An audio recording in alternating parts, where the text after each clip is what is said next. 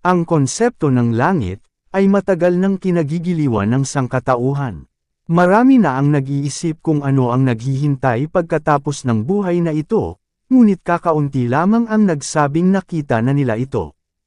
Isa sa pinakakilalang makabagong salaysay tungkol sa karanasan sa langit ay mula kay Colton Burpo, isang batang lalaki, na naniniwalang nasilayan niya ang kawalang hanggan sa isang karanasang malapit sa kamatayan. Ang kanyang kwento, na puno ng pambihirang mga tagpo at makalangit na revelasyon, ay patuloy na pumupukaw ng damdamin at isipan ng mga tao sa buong mundo. The first person I saw was Jesus. He was wearing white robes with a purple sash, and he just came down nicely and gracefully. Well, Dad, Jesus has markers. Dad, Jesus has markers. I didn't know what he meant. So I finally asked the right question, Colton, where are Jesus' markers? And he drops his toys down, he stands up, and he just points, Dad, they were right here. He takes his fingers, points to the palms, then he bends over and touches the tops of his feet. And looks up to me, and that's where Jesus is. Mommy? Yes, Colton? Did you know I have a sister? You didn't know that Cassie's your sister? No, I have two sisters. You had a baby die in your tummy, didn't you? Honey, who told you I had a baby die in my tummy? In heaven, this little girl came up to me. She told me she died in your tummy. You tell me what you remember about heaven, okay? Okay. Was it colorful or black and white? It was colorful. What kinds of colors? Well, it's all the colors we have here on Earth, and then some more. New colors. Wow. Are there many people in heaven? Yes, there are a lot of people. Does heaven look like Earth? It does have a little bit of the same texture, except it's a place where there is no sin. So grass and clouds and sky and mountains. How about that? Things like that, just like it looks on Earth? Yep. I know this is a big one. I know you get this question a lot. Are there animals in heaven? Did you see animals? Yeah, I saw animals, and one of the animals that I enjoyed playing with was the lions. And they were tame? They didn't hurt people.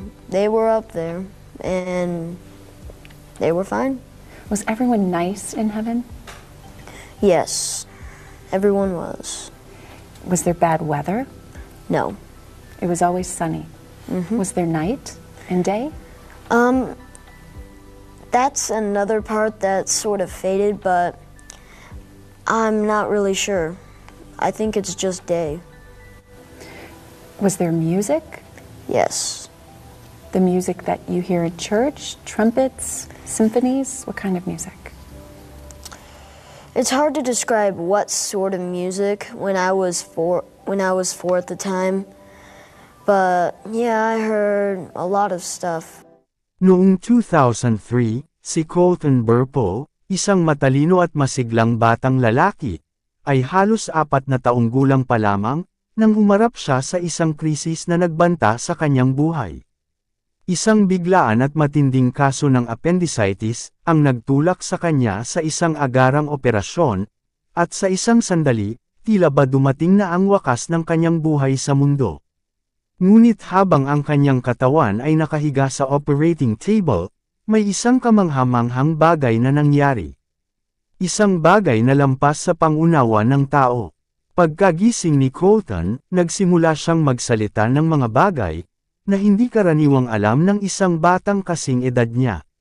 Sa pagkabigla at pagkamangha, nakinig ang kanyang mga magulang na sina Todd at Sonia Burpo, habang ikinukwento ng kanilang anak, ang isang karanasang lumampas sa pisikal na mundo.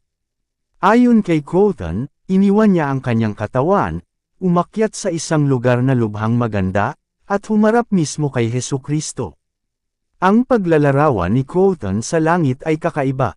Hindi katulad ng anumang nakita niya sa mundo. Ikinwento niya ang mga maningning na kulay, na hindi kayang maunawaan ng karaniwang tao, mga luntiang tanawin, na hindi tinatablan ng pagkabulok, at isang matinding pakiramdam ng kapayapaan. Inilarawan niya ang langit bilang perpektong bersyon ng mundo. Mas dalisay, mas maganda, at ganap na malaya sa sakit at dalamhati. Isa sa pinakakapanapanibik na bahagi ng kanyang kwento, ay ang presensya ng mga tao at hayop, na puno ng buhay at kagalakan. Naalala niyang nakakita siya ng mga anghel, na umaawit ng sabayang papuri, sa isang kapaligirang hitik sa pag-ibig at kabanalan. Ngunit ang pinaka-nakamamanghang bahagi, ay ang kanyang pahayag na nakita niya mismo si Jesus. Isang nilalang na hindi maipaliwanag ang init at liwanag. Habang patuloy na ikinukwento ni Colton ang kanyang karanasan, ibinahagi niya ang mga tagpong nagpatahimik sa kanyang mga magulang. Ikinwento niya ang pagkikita nila ng kanyang lolo sa tuhod, isang taong hindi niya kailanman nakilala, habang nabubuhay. Gayunman, nakilala niya ito sa mga lumang larawan, mga larawang hindi pa niya kailanman nakita noon. Mas nakagugulat pa, binanggit ni Colton ang tungkol sa isang kapatid na babae, na hindi niya alam na may isang batang hindi naisilang, na namatay sa sinapupunan, bago pa siya ipanganak. Hindi kailanman sinabi sa kanya, ng kanyang mga magulang ang tungkol dito, ngunit inilarawan niya ang pagkikita nila, ng isang batang babae na nagsabing siya ang kanyang kapatid. Ang revelasyong ito ay nagpaiyak sa kanyang ina. Isang katotohanang tanging ang Diyos lamang ang makapagpapahayag. Isa sa mga detalyeng madalas banggitin ni Colton, ay ang presensya ng mga pakpak. Aniya, lahat sa langit ay may pakpak, bagamat magkakaiba ang laki. Bagaman karaniwang inilalarawan ang mga anghel, na may mga pakpak sa mga larawan batay sa Biblia. Walang malinaw na pahayag sa kasulatan na ang mga tao, ay magkakaroon ng pakpak sa kabilang buhay. Gayunpaman, ang salaysay ni Colton ay umaayon sa ideya, na ang langit ay isang lugar ng banal na pagbabago. Bagamat may ilang bahagi ng kanyang pananaw, na maaaring hindi ganap na tumutugma sa doktrina ng Biblia. Ang kanyang kwento ay nagpapahiwatig pa rin, ng isang malalim na katotohanan, na ang langit ay hindi maabot ng isip ng tao. Gaya ng sinasabi sa unang Korinto Kapitulo 2 versikulo 9 na ganito. Subalit tulad ng nasusulat, hindi pa nakikita ng mata, o naririnig ng tainga, ni hindi pa samasagi sa isip ng tao, ang mga inihanda ng Diyos para sa mga umiibig sa Kanya.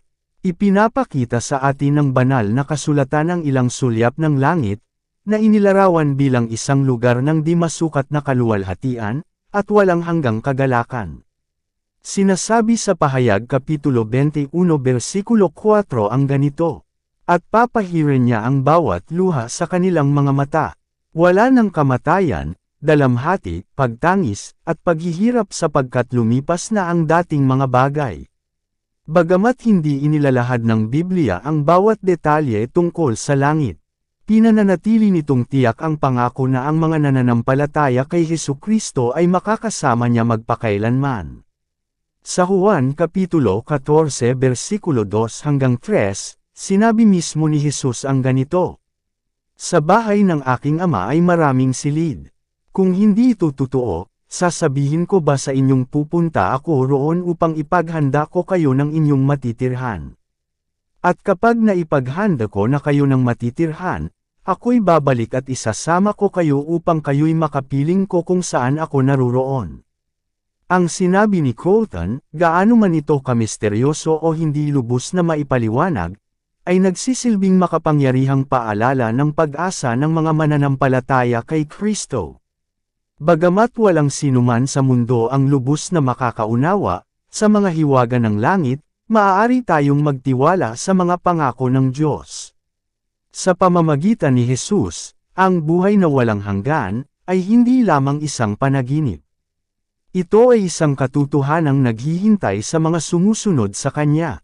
Sa huli, maaaring hindi masagot ng karanasan ni Colton ang lahat ng ating mga tanong, ngunit itinuturo nito sa atin ang isang mas dakilang katotohanan. Totoo ang langit, at ang pag-ibig ng Diyos ay lagpas sa ating pangunawa.